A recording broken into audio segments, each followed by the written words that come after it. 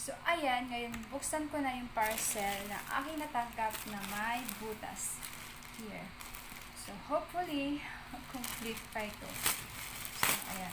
6 pala to na items ang aking nabili na mga damit. So, ayan, tingnan natin. So, wala naman. So, ayan. 1, 2, 3, 4, 5, 6. So, buti naman at complete. Ayan. Ito siya, ito siya. Ito siya, ito siya.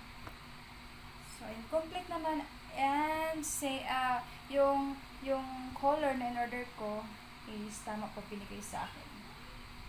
Ayan siya. Tapos, another one, ganito rin.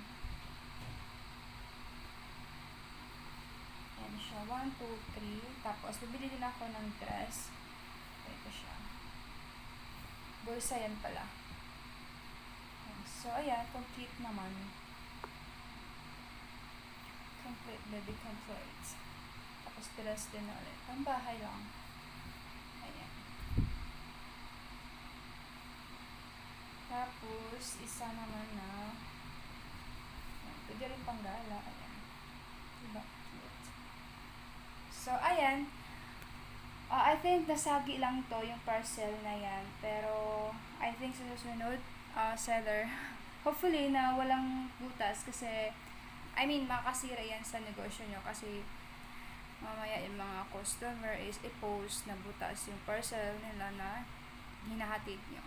So, yun. I hope na hindi na maulit. Okay.